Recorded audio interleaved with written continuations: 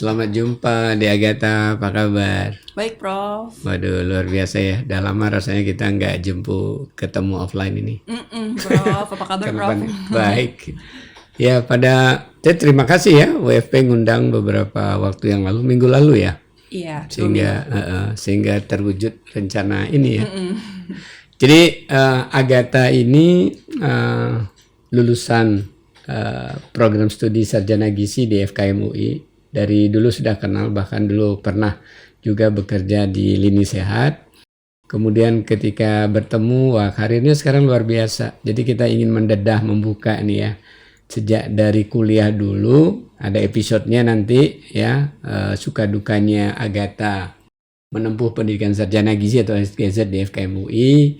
Kemudian nanti kita lanjut, gimana ceritanya ya, kok bisa dapat beasiswa LPDP, pergi ke UK, bagaimana menempuh pendidikan di sana, kemudian bagaimana nih ceritanya, kok bisa ya sekarang sudah di WFP atau World Food Program, itu salah satu lembaga UN PBB ya, yang luar biasa. Paling nggak kriteria pertama tentunya ya IPK sama bahasa Inggris ya. Selanjutnya nanti kita tanya apa sih persyaratannya ketika melamar gitu ya. Baik, jadi ikuti terus ya Lini Podcast, serial yang khusus ini berkaitan dengan bagaimana kiprah alumni di bidang sarjana gizi dan juga sarjana teknologi pangan, yang akan ada episode-episode berikutnya. Kali ini Agatha. Baik Agatha, jadi dulu SMA di mana? SMA Negeri 1 Bogor, Prof. Wow, memang Bogor. Itu SMA favorit istilahnya kalau di Bogor ya. Jadi dasar pendidikannya udah luar biasa. Kemudian gimana kok jadi memilih program studi sarjana gizi FKM UI waktu itu ya? Iya, karena memang sebetulnya cinta dunia kesehatan, Prof, pada awalnya. Cuma di sisi lain saya takut darah. Oh. Jadi saya nggak pernah apply di kedokteran ataupun keperawatan gitu kan. Terus di sisi lain menurut saya pangan gizi ini sangat menarik. Saya dari awal saya sudah sangat tertarik dengan namanya gizi anak. Jadi kenapa anak bisa sehat, apa yang dibutuhkan anak supaya bisa sehat, terus sebelumnya juga ternyata dari ibu hamil dan sebagainya. Makanya saya tertarik sekali dari SMA untuk masuk ke gizi. Wow, jadi sesuai dengan obsesi dan rencana ya, cita-cita ya. Akhirnya masuk UI tahun berapa itu? Masuk UI angkatan 2012. Kalau nggak boleh dijawab bilang nggak boleh ya. Boleh sih, Bro.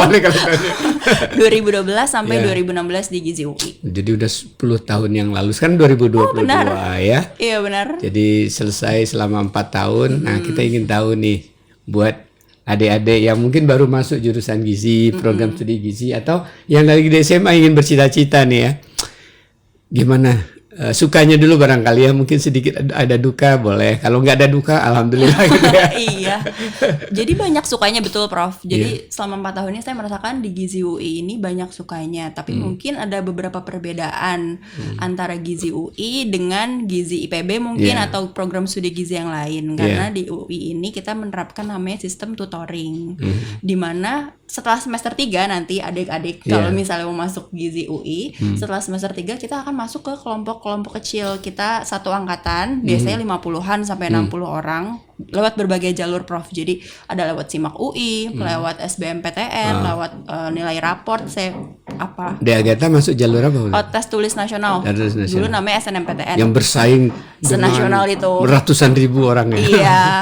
Terus di situ kita dikelompokkan menjadi beberapa kelompok. Biasanya 4 kelompok. Jadi di dalam satu kelas ada 15 orang, ditambah ada satu tutor yaitu dosen.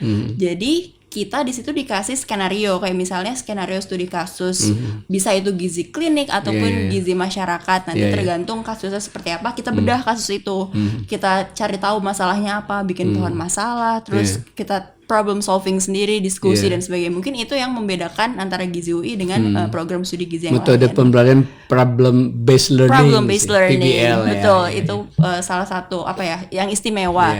Namun selain itu kita juga dapat kelas-kelas seperti biasa, Prof, kayak seminar, kayak lecturing in general. Terus jadi misalnya profesor kasih kelas ke kita dalam kelas besar 60 orang itu kumpul gitu. Jadi banyak sukanya. Terus Salah satu hal lain yang saya dapetin selama di Gizi UI adalah adanya encouragement dari dosen-dosen untuk bukan cuman belajar.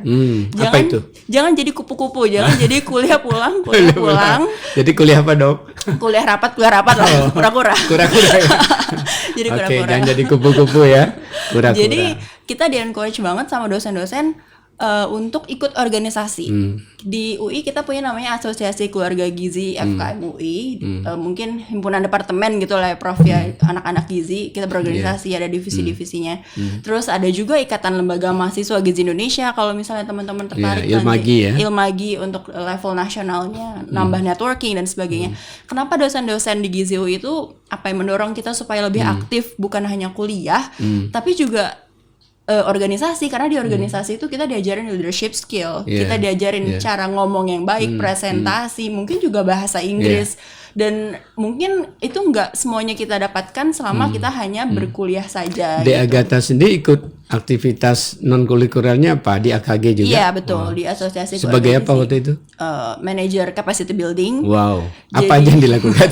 Jadi kita meningkatkan capacity teman-teman segizi UI, berbagai program lewat misalnya waktu itu public speaking, public speaking training, terus bagaimana sih cara menulis CV, terus apa yang harus dipersiapkan untuk scholarships. Jadi memang udah dari awal dulu ya? sudah awal tuh sudah tertarik Bagaimana seperti cara itu, mendapatkan scholarship ya? Nanti kita bahas loh topik ini. Terus juga bahas career talk. Jadi emang dari semester awal saya sudah sangat tertarik dengan dunia seperti itu. Gitu, Prof. Suka dari sisi kehidupan dalam arti di luar kampus kan asal dari Bogor. Apakah bolak-balik atau kos di Depok? Bolak-balik Prof, naik kereta. Nah, ada sukanya atau dukanya lebih banyak? Kalau soal transport sebenarnya lebih banyak dukanya Prof, karena waktu itu komuter lain belum well established ini, maksudnya sistemnya dulu kalau misalnya hujan sedikit longsor rel kereta dan belum sebagainya. Ada gerbong perempuan. Gerbang perempuan sudah sudah ada. Tapi itu sih Prof paling terkait rel kereta. Kalau misalnya rel kereta kereta terus sambar petir atau apa itu kan buat saya yang bolak-balik Bogor Depok turunnya di stasiun Pondok Cina. Kalau misalnya di FKM UI ini ya lumayan capek jadinya kalau misalnya ada sesuatu di kereta. Itu doang sih Prof kayaknya dukanya. Selebihnya jam berapa itu berangkat dari Bogor? Kalau kelas pertama di Gizi UI itu jam 8. Jadi dari rumah paling lama dari rumah 6:30 masih bisa. Masih bisa. Masih bisa. Wow. Terus naik kereta yang jam 7 maksimal. Kekejar banget. itu? Kekejar karena hanya 40 menit dari Bogor. Kalau tidak ada gangguan, Prof. Iya. Jadi katakanlah antara jam 6 jam 7 udah meninggalkan rumah, pulang. Nah, tergantung karena kita bukan kupu-kupu, kita geng kura-kura. Jam 11 biasanya kalau habis rapat dari UI ke rumah dari UI jam 11 gitu, jam 10, jam 11 kalau lagi ada meeting. Sampai di rumah, waduh. Iya. Luar biasa. Gimana pengaturan makanan? Wah, ini kan orang gizi, kemudian sibuk, ya berangkat pagi pulang malam. Sebagai mahasiswa kupu-kupu, bukannya kura-kura ya. Kuliah rapat. Iya, jadi sarapan ada pagi. Ada kunti-kunti nggak ya? Waduh. Kuliah santai. Oh, ada sih Prof. Ada opsi itu betul. Ada ya kuliah santai. Oke, gimana? Pengaturan makan yang pasti sarapan. Karena peak hour sempat di rumah. Sempat. Jadi emang bangun harus sedikit lebih pagi. Sarapan karena peak hour, jadi kita dengan orang-orang mau berangkat kerja ke Jakarta padat sekali itu kereta, harus sarapan, kalau nggak bisa jadi pingsan mungkin. Terus habis itu saya bawa bekal, jadi memang bawa makan siang atau di FKM UI punya kantin, memang kantin sehat Prof, jadi kita ada QA/QC-nya untuk kantin sehat, dilihat pemrosesannya dan sebagainya, jadi ada opsi itu juga. Terus paling makan malamnya mungkin ya yang kadang saya beli di luar, kadang kalau misalnya di stasiun. Enggak sih Prof. Saya pernah di stasiun, mungkin salah satu duka makan somai di stasiun tipes. Wow. Jadi emang mungkin kebiasaan bekal dari rumah atau bawa makanan dari rumah, jadi sekali yang makan yang kurang steril, tipes. Berapa hari itu? 2 minggu. Wow. Sama sekali off dari kampus. Iya. Dan waktu itu belum ada online kan ya Prof, nggak ada Zoom, nggak ada apa. Kembali ke masih suka ya. Kan itu ada semester 1, 2, tingkat 1, tingkat 2, 3, 4. Di mana suka yang paling dirasakan di antara tingkat tadi dan tentang apa ya?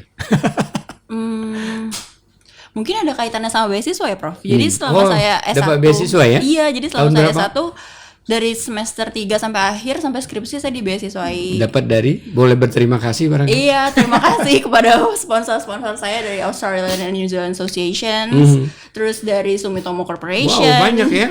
3 Prof. Wow. Sama Women's International. Boleh ya Club. rangkap-rangkap ya. Enggak Prof, tiap tahun ganti. Oh ganti. Tiap tahun ganti. Emang enggak Saya boleh. kira pasang 3.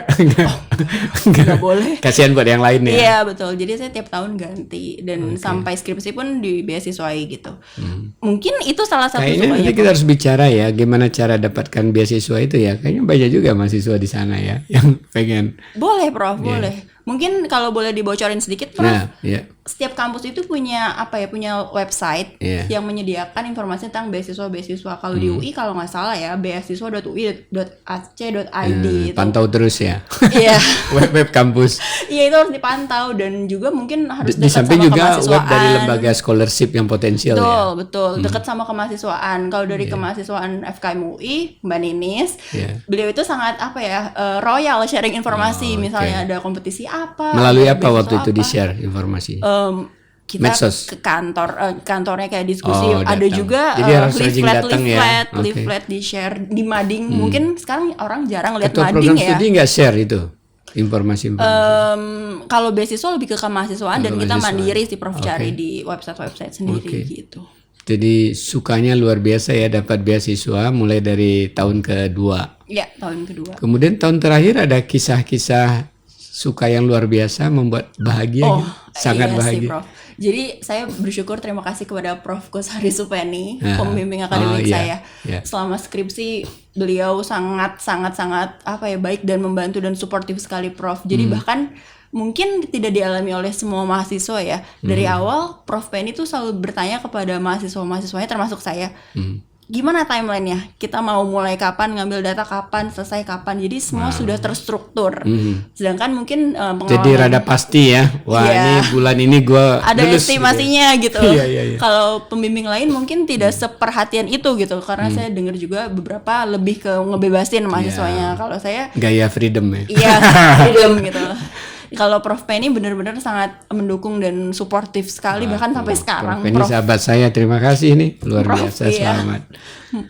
Oke, jadi itu ya. Tapi lagi-lagi tadi menjelang wisuda ada kebahagiaan apa barangkali? Menjelang wisuda bergabung bersama Prof. Hardin Lini Sehat. Oh itu sebelum wisuda itu ya? Sebelum Prof. Jadi saya sidang April, terus kita Mei atau Juni sudah mulai diskusi tentang Lini Sehat. Ini termasuk pemula ini De Agatha di dalam membangun lini sehat. Sekarang ada lini podcast gitu ya. Terima kasih. Itu membahagiakan Prof. Kita bicara sekarang bagian kedua nih, dukanya kalau ada, kalau enggak ya nggak masalah. Dukanya sedikit sekali Prof dibandingkan sukanya. Tadi ya paling masalah transportasi. Tapi karena itu bukan, Bogor Jakarta ya. Bogor Depok itu. Tapi kalau di kampusnya sendiri mungkin saya merasa hampir nggak ada sih Prof. Ada ya. Nggak ada. Nggak pernah ada tetesan air mata karena tugas-tugas dan sebagainya. Enggak. Mungkin ya tergantung balik lagi ya time management kitanya masing-masing. Tapi so far kemarin saya bahagia aja sih Prof. Jadi dari sisi akademik nggak ada tetesan air mata. Dari sisi pergaulan sama teman-teman nggak ada tetesan air mata. Nggak ada juga. Wah luar biasa. Ada tetesan air mata bahagia setelah lulus. Waktu itu ada konsep magang nggak? Magang di rumah sakit. Oh magang di rumah sakit, magang masyarakat ada. Tidak ada tetesan air mata. Luar biasa. Pokoknya membahagiakan. Teman-teman juga suportif. Mungkin karena kita Ini 60 mahasiswa orang. tangguh ini mahasiswa tangguh ya. Kita 60 orang kan Prof. Jadi kita dekat. Jadi support sistemnya jalan. Terus dosen-dosen saling juga bantu jalan. ya. Iya. Jadi semuanya saya sih merasa alhamdulillah bahagia-bahagia aja Prof. Iya. Dan dari sisi ketika kita saat-saat titik kritis mau lulus itu kan habis ujian atau menjelang ujian, ada nggak tips-tips yang mungkin De Agatha berikan buat supaya tadi kan udah sepakat sama bimbing waktunya bla bla bla supaya bisa tepat waktu, supaya memang tidak terjadi tetesan air mata begitu ya. Kan ini bahagia semua yang dirasakan. Berarti itu ada sesuatu cara tips yang mungkin bisa mencapai itu gitu. Kalau saya mungkin motivasi internal paling utama. Yang paling saya ingat adalah what's next. Jadi nggak mungkin kan kita berhenti di sini saja gitu. Jadi apa selanjutnya? Dan tahapan selanjutnya itu hanya bisa dicapai ketika kita sudah lulus. Makanya mau nggak mau, bukan mau nggak mau, jadi kita harus lulus ya on time atau sesuai schedule dan sebagainya. Mungkin motivasi internal itu Prof, ingat-ingat apa selanjutnya yang mau kita lakukan, apa our big goal, lalu ini hanya salah satu step untuk mencapai goal itu. Peran keluarga gimana? Supportive Prof. Wah, Itu ini sudah tidak jangan perlu lupakan ditanyakan. ya. Jadi bagaimanapun tadi happy-nya di kampus pasti berawal dari di dalam keluarga ya. Jadi mama, papa semua support Mama ya. papa sangat support, mama siapin bekal waktu itu. Dan masih tidak mama pernah siapin bekal. anjuran mama papa udahlah kos aja di sana, kasihan ini bolak-balik Jakarta. Itu dia Prof, justru saya tidak diizinkan untuk ngekos sama papa. Jadi harus pulang pergi. Oh, oke. Jadi sebenarnya niat di hati sih pengen kos ya sebagai anak apa tadi kura-kura. Kura-kura. Tapi mungkin banyak juga dengar cerita dari teman-teman bahwa ya secapek-capeknya tetap paling enak pulang ke rumah. Jadi ya memang sepertinya itu yang Oke. the best. Dan semua udah disiapin juga kan, Iya. dibantu mempersiapin sarapan, bekal tadi Iya, sendiri bekal atau sama dibantu mama emang. Mama. Luar biasa. Semuanya. Baik, sahabat sehat, itulah tadi bincang-bincang kita tentang Dea Agatha menempuh pendidikan sarjana gizi di Fakultas Kesehatan Masyarakat Universitas Indonesia. Ada dukanya sedikit, ternyata lebih banyak sukanya. Dan itu kenapa? Itu pasti berawal dari inner motivation dari kita, dukungan dari keluarga, dukungan juga dari semua pihak yang ada di kampus, baik teman, dosen, dan pihak-pihak lainnya. Silakan pantau terus podcast dari Lini Sehat, dan jangan lupa like, share, dan subscribe. Kalau ini bermanfaat tentunya kami mengucapkan juga terima kasih. Silakan berikan komen kira-kira apa lagi yang akan kami gali dari lulusan-lulusan di bidang kesehatan termasuk sarjana gizi, juga di bidang pangan, untuk kami bisa share dengan sahabat-sahabat sehat semua. Sekian, terima kasih banyak ke Dea Agatha atas sharingnya. Jangan lupa nanti kita lanjut lagi dengan sesi-sesi berikutnya, terutama gimana nih kok bisa dapat scholarship LPDP sampai ke UK gitu ya. Sekian, terima kasih, sampai jumpa lagi. Terima kasih sudah menonton. Jangan lupa like, comment, share, dan subscribe ya.